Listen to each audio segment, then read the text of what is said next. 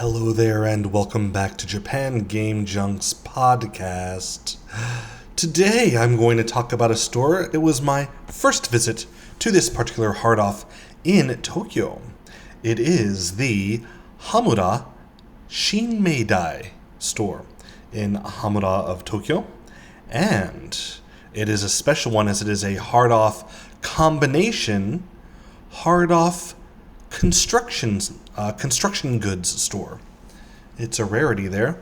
Now, of course, I did not look at the construction goods, but rather just the games and such, and there were a few that were very interesting, I thought.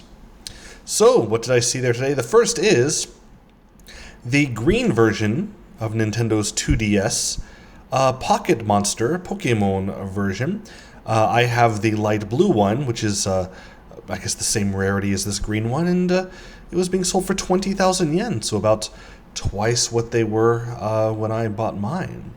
Also, they had the OLED version of Nintendo Switch with all the the Pokemon.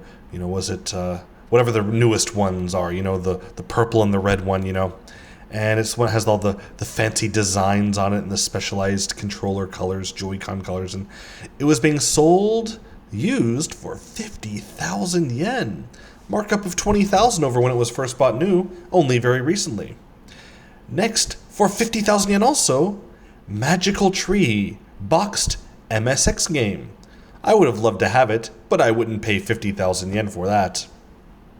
Much cheaper for 1/10 the cost was not the boxed, but with the game and manual, was King's Valor, an MSX game which looked very interesting, yet still a bit on the expensive side. Might as well just pay a bit more for a Sony Hitbit MSX system for only 17,000 yen. Not too bad if you don't have one already. It's a very good model, the Sony Hitbit model, HB55. They also had an Intellivision boxed and complete for 25,000 yen.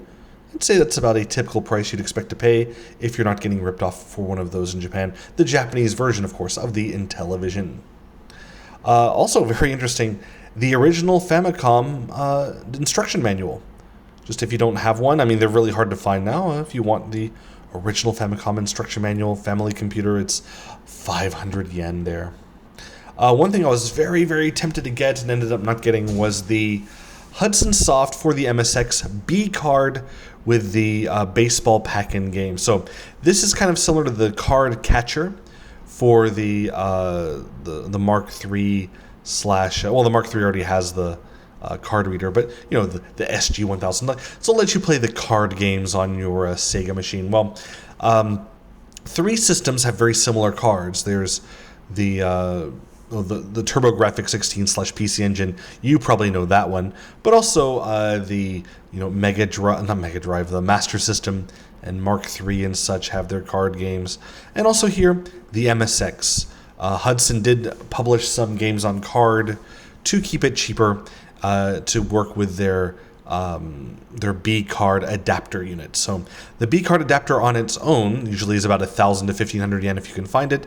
This for 3,000 yen had the boxed version including the baseball game, but I just didn't want that baseball game, so I didn't buy it, even though I'll probably break down and buy it one day if I find it for the same price. But on this day I did not buy it.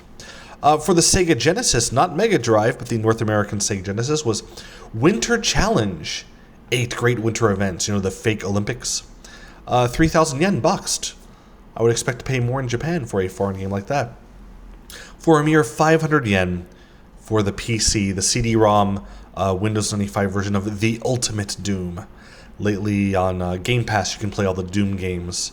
But still, if you want your own hard copy, this is the cheapest way to play Doom I've seen in Japan so far is the 500 yen CD-ROM being sold here at this store. Also, there were various other things in the junk section, consoles that don't read discs, whatever. But the junk stuff in this store was actually much more expensive than the junk things in most hard-off stores. So I would not recommend so much to buy things here at this junk section of this hard-off until you've actually shopped around to make sure you can't find it elsewhere. But anyway, I think that's enough here. It was a very short visit on this day. I don't believe I purchased anything. In fact, I'm sure I didn't. But yeah, I guess it's worth a visit if you're in the area. And unlike some other hard offs I talk about, this one is actually a bit easier to reach than most hard offs that I go. This does have good parking, but also it's not a big walk away from the Higashi Fusa station. Fusa home to Yokota Air Base, and so this is one of the two hard offs somewhat close to the the soldiers who are there, the U.S. soldiers who are there. So yeah, anyway, that's why they had the foreign stuff. But yeah, anyway, go there if you'd like. I might go there occasionally, but not the best hard off, and especially not the best hard off even in this area. Anyway, thank you so much for listening. Have a wonderful day wherever you might be, and yeah, thanks again.